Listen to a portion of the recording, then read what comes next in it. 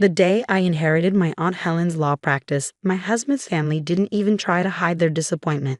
A small-town law office in Millbrook, population 3,247, was hardly the glamorous inheritance they'd been expecting from my eccentric aunt who never married but somehow always seemed to have money.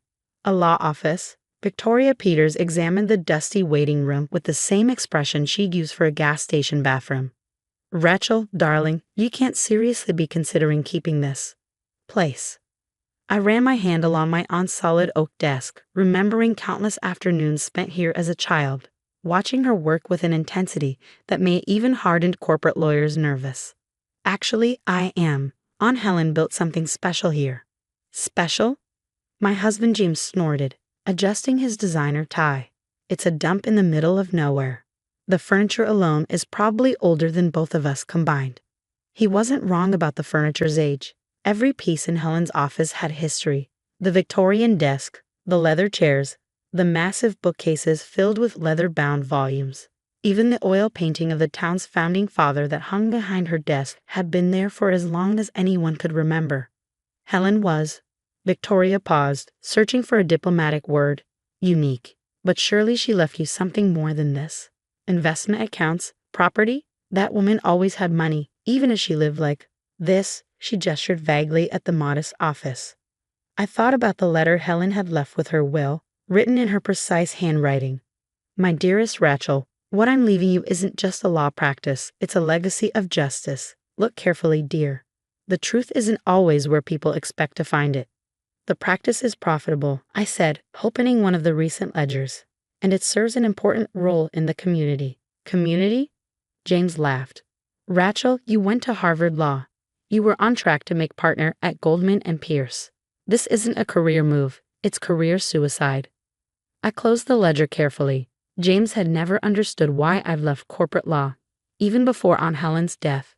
The 60-hour weeks, the cutthroat politics, the moral compromises, it had been slowly killing my soul. "I've made my decision," I said quietly but firmly. "I'm keeping the practice." Victoria exchanged a look with James that spoke volumes. They'd never approved of me, the scholarship kid who'd somehow snagged their precious son. My success at Goldman & Pierce had been their only consolation, proof that I could at least contribute to the family's prestige. "Well," Victoria sighed dramatically, "when this little adventure fails, don't expect us to help. James needs a wife who understands ambition, not small-town charity cases." After they left, I sat in Helen's chair, my chair now, and looked around the office. The afternoon sun filtered through the dusty windows, catching dust motes in its beams. The whole room smelled of leather, old books, and furniture polish. My phone buzzed. A text from James. "Be reasonable. Sell the practice. Come back to the city. Last chance." I turned off the phone and pulled out Helen's letter again. Something about her words nagged at me. Look carefully. What was I supposed to be looking for? The next few days were a crash course in small-town law. Helen's practice wasn't just about contracts and wills, it was about people. Her filing system was meticulous, every case documented with notes that went beyond legal details to include personal observations, family histories, connections that spanned generations. "Your aunt was a guardian angel," Mrs. Rodriguez told me when she came in to discuss her late husband's estate. "She protected people, kept their secrets safe." Secrets.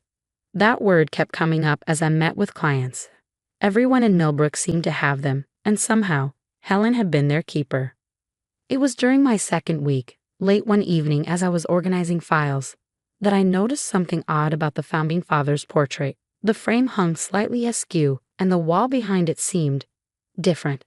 Heart-pounding, I carefully lifted the heavy painting. Behind it was a safe, not a modern one, but an antique model that looked original to the building. Beside it was a small envelope with my name on it in Helen's handwriting. "Dear Rachel," the note read, "if you're reading this, you've started to see what others missed. The combination is the date you first told me you wanted to be a lawyer, the day you learned what justice really means." I closed my eyes, remembering. I was 12, spending the summer with Helen while my parents worked. A local farmer had come in, desperate because a big agriculture company was trying to force him off his land. I watched Helen work through the night, digging through old records until she found the document that saved his family's farm. With trembling fingers, I dialed the combination. 07 to 1598. The safe doors swung open with a whisper of well-oiled hinges. Inside were stacks of folders, each labeled meticulously in Helen's handwriting. As I began to read, my hands started shaking. This wasn't just case files. This was dynamite. Each folder contained evidence, systematic corruption involving some of the most powerful families in the state. Land grabs, environmental violations, tax fraud, all documented with Helen's precise attention to detail. And the names involved, including my in-laws, the Peters family. My phone buzzed again. James calling this time. I let it go to voicemail as I continued reading. The story unfolding in these files was incredible. For decades, Helen had been gathering evidence, building a case that could bring down an entire network of corruption. But why hadn't she used it? The answer lay in the final folder, labeled simply, "When ready." My dearest Rachel, Helen's letter began. I couldn't act on this information in my lifetime. The people involved were too powerful, too entrenched. But you have something I never had. You know their world from the inside. You understand how they think, how they operate. And most importantly, you have the courage to do what's right, no matter the cost. I sat back in Helen's chair, my mind racing. The Peters family's real estate empire. Their mysterious ability to always get the right permits, the sudden reasoning that always worked in their favor.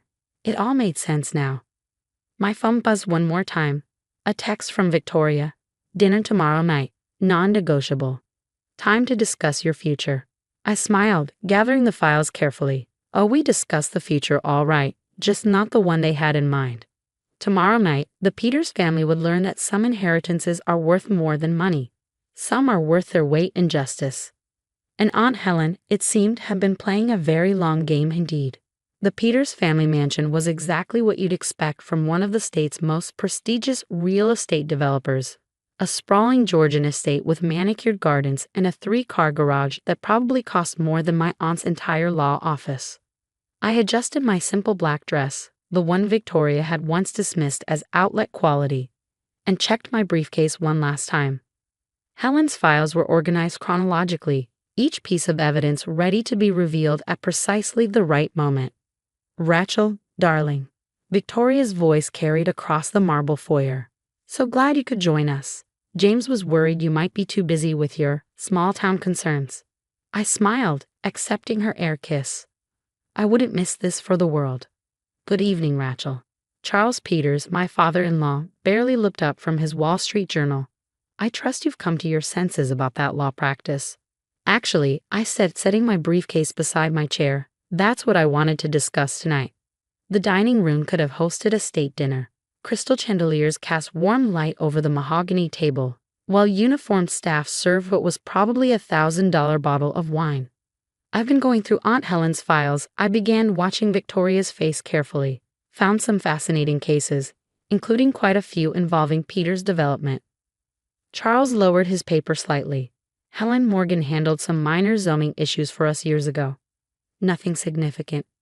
Minor? I took a sip of wine. Like the Henderson Farm rezoning in 1992, or the Riverside Environmental Impact Study in 2005. The subtle tightening around Victoria's eyes told me everything. She knew exactly what I was talking about. Ancient history, Charles wigged dismissively, routine business matters. Routine? I opened my briefcase, extracting the first file. Like bribing county officials to change floodplain designations, or burying environmental reports showing toxic contamination. The crystal glass in Victoria's hand trembled slightly. I don't know what you think you found, but I found everything, Victoria. I laid out Helen's files one by one. 30 years of corruption, fraud, and criminal conspiracy, all documented with my aunt's remarkable attention to detail. James, who had been unusually quiet, finally spoke. Rachel, whatever you think you have. What I have, I cut him off, is enough evidence to send half the Peters family to prison, including proof that you knew about the asbestos in those low-income housing units you developed last year. Charles's face had gone from red to white. Now see here. No, you see. I stood, my voice carrying in the suddenly silent room. For decades, you've been building your empire by destroying people's lives, Small farmers, working families, elderly retirees, anyone who stood in your way. Those people were compensated, Victoria said weakly. Compensated? I laughed. Like the Rodriguez family, whose grandmother died of cancer from the contaminated water you covered up, or the Henderson children, who lost their college funds when you forged their father's signature on those transfer documents. What do you want? Charles's voice was cold, calculating. Money? A position in the company? I want justice. I pulled out Helen's final letter. My aunt spent 30 years building this case, knowing she couldn't fight you directly, but she could prepare for someone who could. You destroy your own family? James demanded. Your marriage? Family? I turned to him. The moment I found evidence of murder in these files, you stopped being family. Victoria's wine glass shattered on the floor. Murder? What murder? The Henderson case wasn't just about land fraud, I said quietly. Mr. Henderson didn't die of a heart attack the night before the court hearing. Helen found the proof that Charles hired someone to make sure he never testified. The silence that followed was absolute. Even the staff had frozen in place. You're bluffing, Charles said, but his voice shook. I pulled out my phone, playing a recording. Charles's voice, 30 years younger but unmistakable, discussing payment for a permanent solution to the Henderson problem. Helen had copies of everything stored in multiple locations. I continued. If anything happens to me, it all goes public. The FBI, the media, everyone. What do you really want?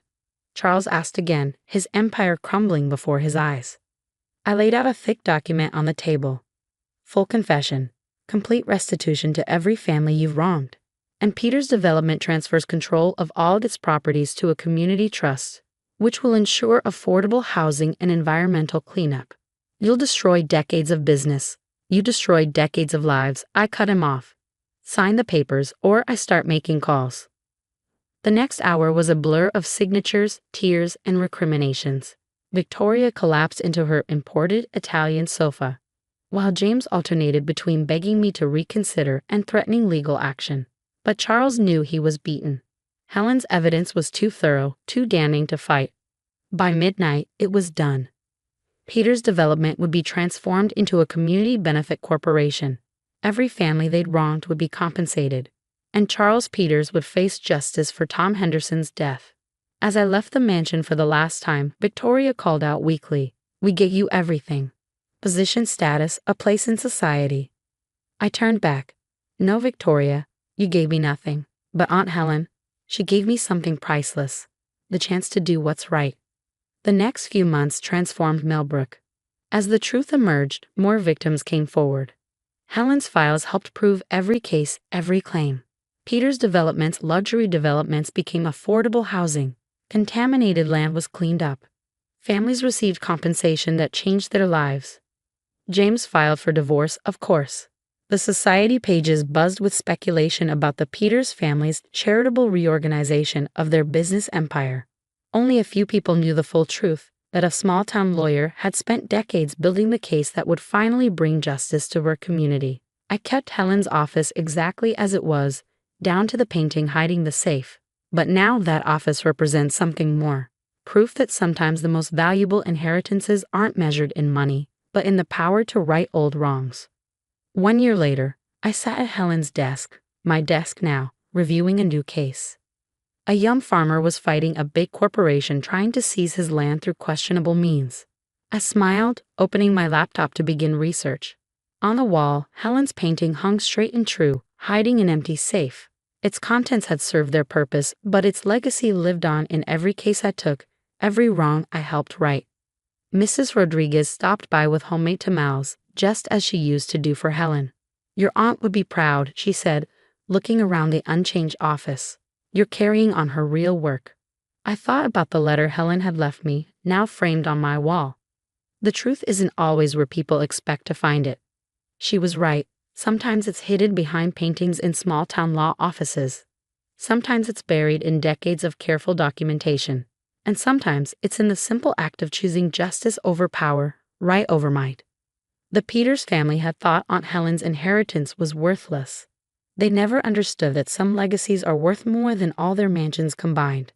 As for me, I kept the painting, the safe, and most importantly, the promise I made the day I discovered Helen's files, to never stop fighting for justice, no matter how powerful the opposition. After all, as Helen always said, the law is meant to protect the weak from the strong, not the other way around. And in a small office in Millbrook, that principle lives on, one case at a time.